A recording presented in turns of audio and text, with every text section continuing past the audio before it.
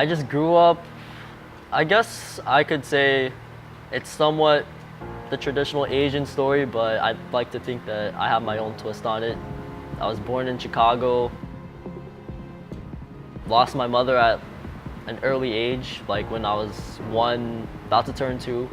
So yeah, like I never had much of a home or family. Like it was always just me and my dad.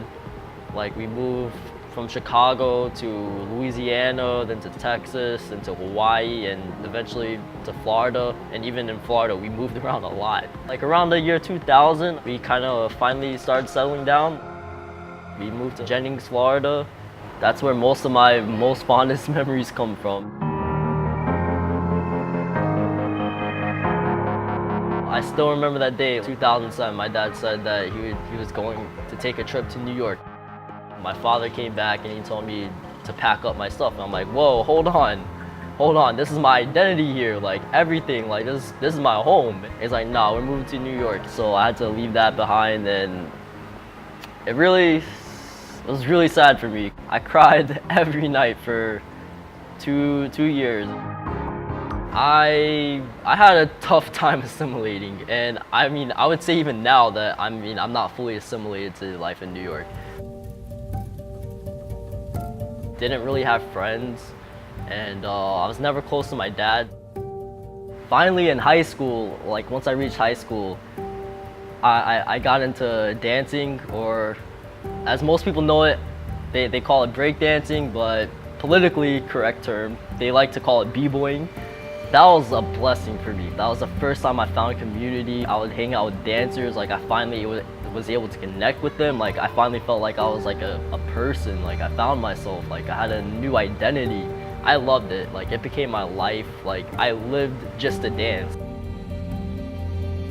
Come towards the end of the semester, like I just remember I was like sitting in class, bored, like just watching YouTube videos on my laptop and pretending like I was doing work.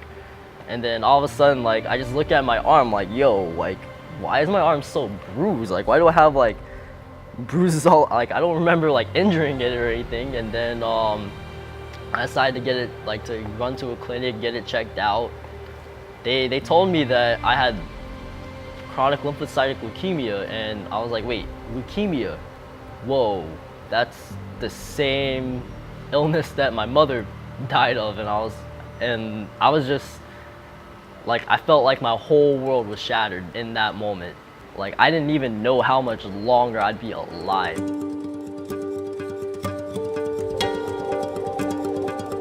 One of my friends I met through breakdancing when I first started, Eric Chun, he invited me to Hope Midtown when it first launched in October, and when they finally heard that I had leukemia, like, they just prayed for me.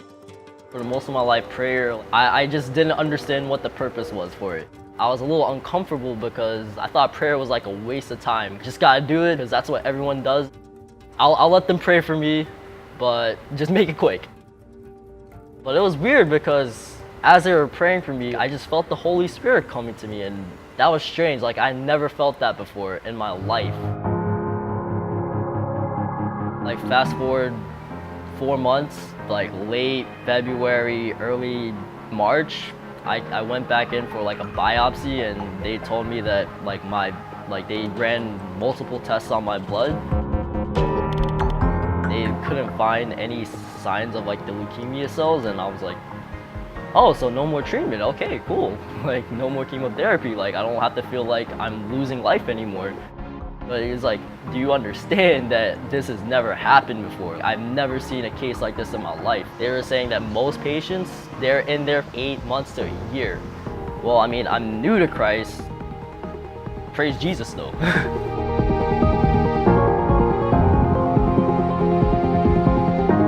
The Lord, he just works amazing, and he answered all of the prayers.